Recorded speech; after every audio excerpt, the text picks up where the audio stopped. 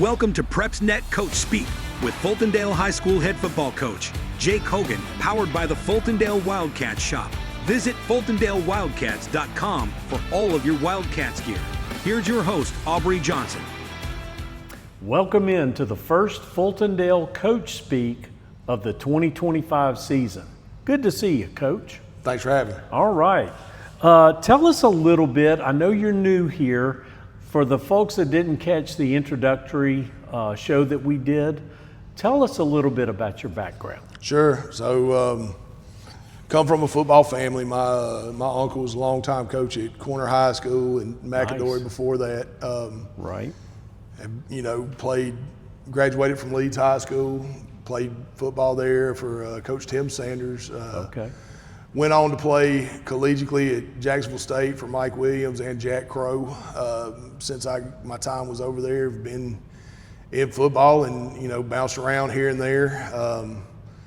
Been kind of fortunate to hitch my wagon to some good coaches. Nice. Perry Swindle, Smitty Grider, Tim Gillespie, coming directly over here from Hoover. Right. Where I was with Chip and Drew, and just lived a coach's lifestyle, man. Right. I mean, been here and there, been around some great coaches and some great kids. So. Yeah, and I'm sure you've gleaned a lot from those coaches over without the years. a doubt. I mean, they say that in 5 years you'll be a combination of the 5 people that you spend the most time with. Exactly. So other than my family, we coach is a very consuming profession. Right. So it tends to be, you want to surround yourself with good people. Right. So that's what I've been fortunate to be able to do. Good deal. So you've had practice now for several days. Kind of give us the makeup of this team. Tell us a little bit about them. Sure. Well, when you were here a couple of weeks after I got the job, I told you that we were going to be young, but I thought that we were going to be talented, and I think that that's kind of held true.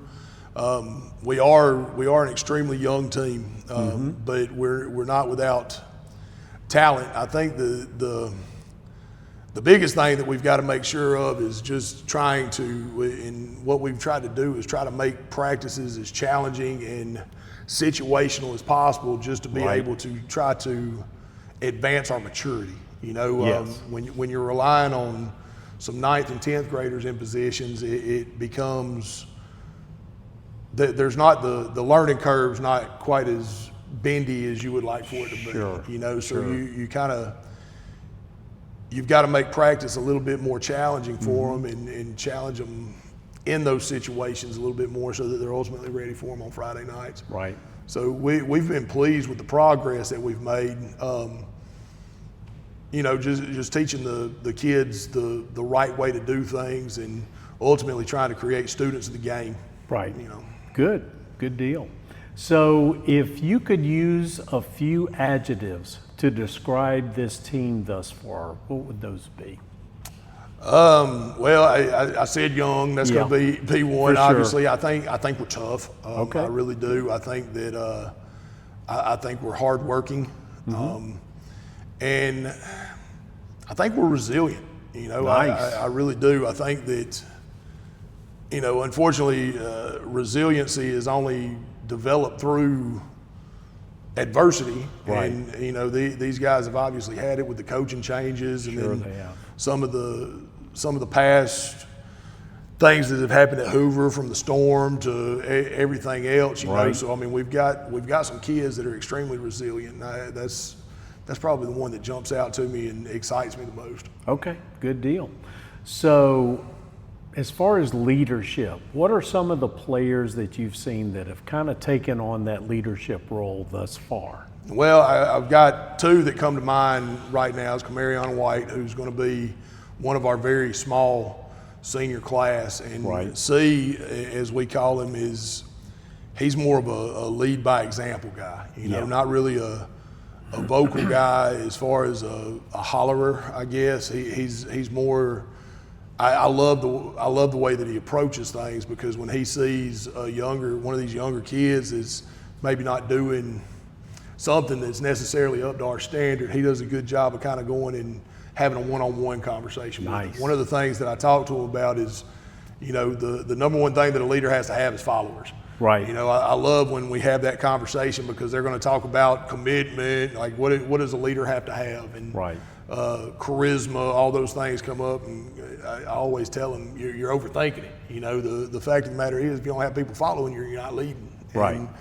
And, so just trying to develop the idea that it's we, not me. Leadership is about your subordinates more so than it's ever about you, and I think that Camarion is a great example of that. Cool. The other one's a young kid that we've got, Ross Christie.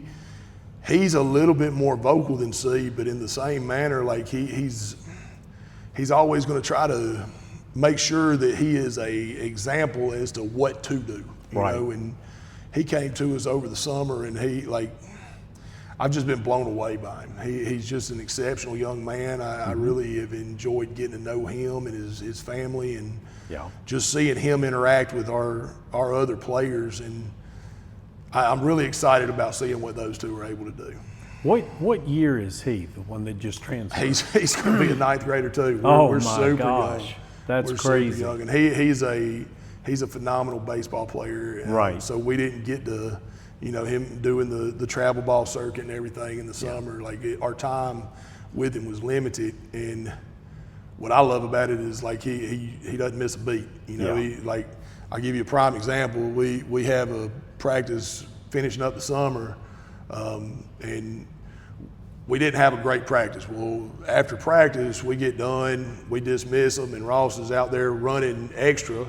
Right. Well, then the next day, he's got 4 kids out there running with him. Like that. That's just natural ability, isn't it? It's the type of it's natural leadership. As Aristotle said, leadership is like beauty. It's impossible to describe, but you know it the second you see it. And I think that both of those guys, C and Ross, they both really epitomize that. Like it's, like I said, they have followers. That's the main thing. Good deal. So what are you seeing right now as far as the different position groups? How are they looking right now? Well, so quarterback is a young man named Caleb Parker that's coming in. He another young kid, and the growth that he's been able to have under Coach Houston has been really good. With that, again, just going back to being able to put him in a position where he understands those situations. Right. A 5-yard completion is great, but not on 3rd and 15. You know what I mean? So just understanding how to protect the football, move the chain, score when you have opportunities. Defensively, I think that our D line and the stuff that Coach McKenzie is able to do with those guys has been very, very pleasing to me. Good. It's kind of it's caused the offensive line some frustration, but it was one of those things that I kind of had to, we're in June, week 2 of the summer, and I kind of had to back them up and be like, guys, listen, y'all saw 4 different fronts yesterday. There's not a whole lot of teams that are, you basically saw everything that's on the schedule in one day. So I mean, there's going to be mistakes, but at the same time, like these kids have, one of the things I'm proudest about is that they've come to understand that the coaches are going to expect them at their best every day. Right. And that, we talked about this back in the spring, and it is probably one of the things that I'm most pleased with is we talked about the difference in doing it and doing it all the time. Right. And the kids can come in, and adults are the same way. Like anybody can come in and work their tails off one day. Right. Correct. Your personal trainers are always going to tell you it's not the first day that's the hardest, it's the second. You wake up sore and you don't feel like it, and you got to go back and you got to do it again. Right. That's what I've been most pleased with, and that's where I think that we've seen the culture starting to change a little bit, is going from identifying on the things that we do as opposed to the people that we are. Right. In this room right here, this is one of the things that we tell them all the time. Like this is a 365-day project. Like lifting weights is not something we do. It's part of our DNA, and they've bought into that, and that's the progress in that area has been tremendous. So I'm pleased with it. Good deal. Well, the wonderful thing is when you have young kids, 14 to 18-year-olds, you can mold their minds and mold their bodies. They'll reach to the point that you have that level of expectation. Sure. So that makes all the difference. I don't know that kids are a whole lot different than adults in that area. I mean, the Right. fact is as human beings, we're gonna essentially do what we're allowed to do. Sure. And that's one of the things that I really sold when I first got here was just the consistency. Yep. And I think and like I said, it's the days that, going back to the personal trainer analogy, it's the days that you don't necessarily feel like showing up, that you got all of those different reasons to hit the snooze button when you make yourself get up and go. Those are the days that you get better. Yes. The days that you don't really want to do it, that you would have probably sat at the house under normal circumstances. Right. Those are the days that you improve. And I see our kids starting to embrace those days. Right. And that makes me very happy. All right, good deal.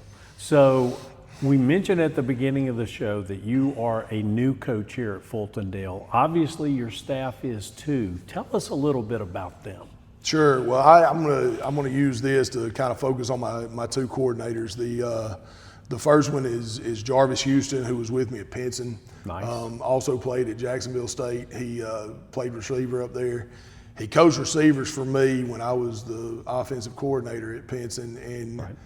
it was one of those deals where we kind of both felt like if either of us had ever gotten a head job, that we were going to take them with us if the opportunity arose, and it Yes. did. And I was able to make him offensive coordinator and assistant head coach. And the biggest thing with Jarvis is just the relationship that he develops with the kids. Like Right. the kids love him, and he's a high energy guy, but he's one that's gonna put his arm around you. He's gonna love you up. He's gonna have that encouraging word, and that it's a good juxtaposition for me. That's gonna be more of the in your face and demanding type Right. on a daily basis. We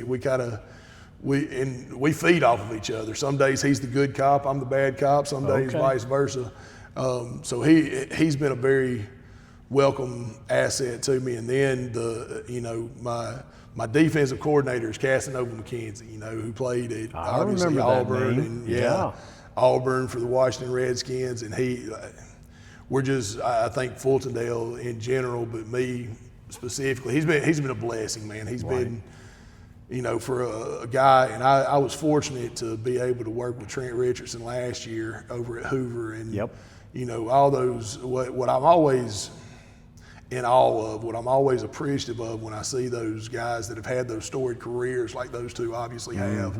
Everybody knows them as a player, Right. but when they come into the profession and they have the humility to still try to learn, Sure. like it would be real simple for somebody with that type of resume to basically think that they're the smartest guy in the room. Yes. And what I learned from Trent, that Cass is the same way. The fact is that's why those guys had great careers, is because they're always looking to improve. They're always trying to get better, and they never want to be in a room where they feel like they're the smartest person Right. there. And it's our kids, man. The amount of knowledge that he's been able to put forth into those defensive players in a short amount of time, and more than anything, just the intensity that he expects on a daily basis, and then buying into it, man. Right. Those two guys have been, and then we've got several other ones that have come on board. I was very fortunate. Mr. Pryor, the principal, allowed me to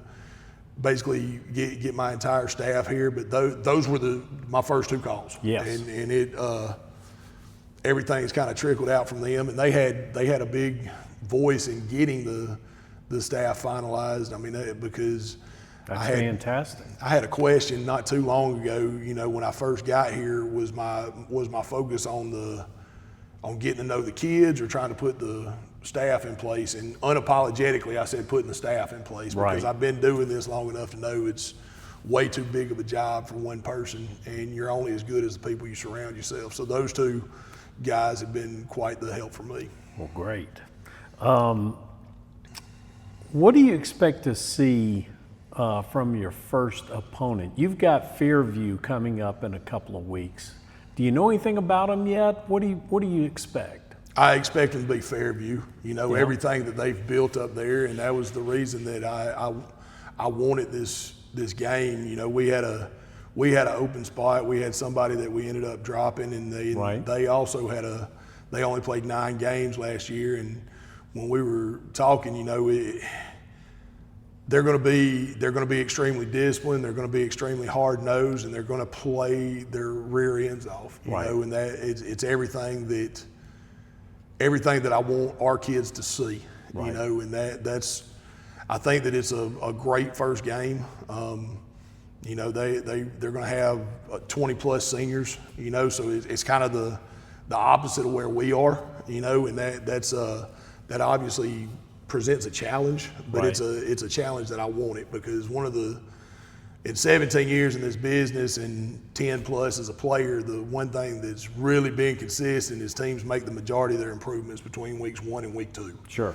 And because of right now, us going into this last week before game week, you're just so sick of seeing each other.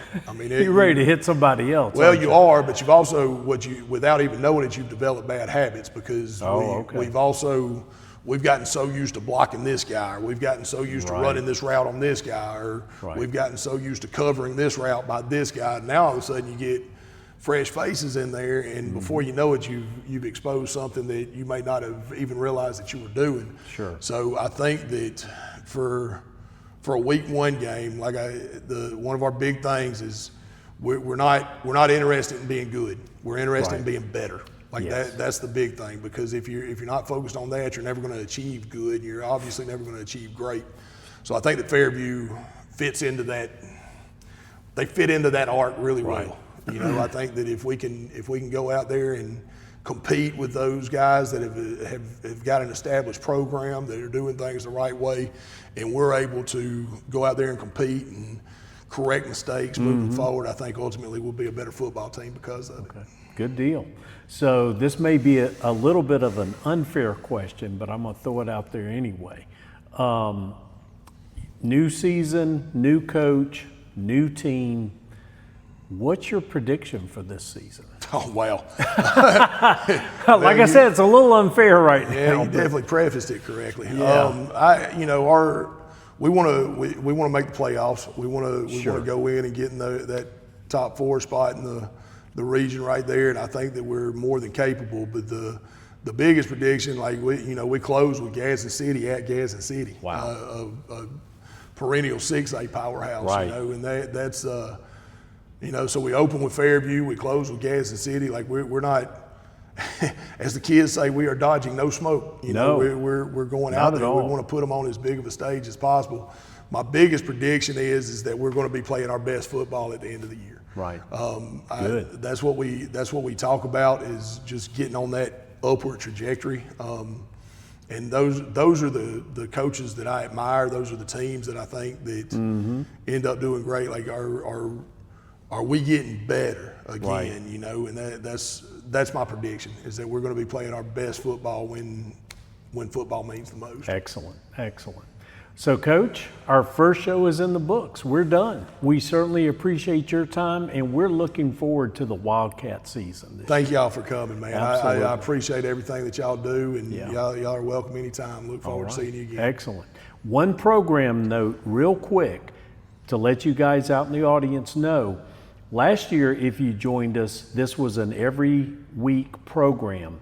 We're doing something a little different this year. We're adding some teams. You can check us out at PrepsNet.com for all the different teams, but we're going to do an every other week program this year. So be sure to check us out here at Fultondale Coach Speak in a couple of weeks. Thanks for watching.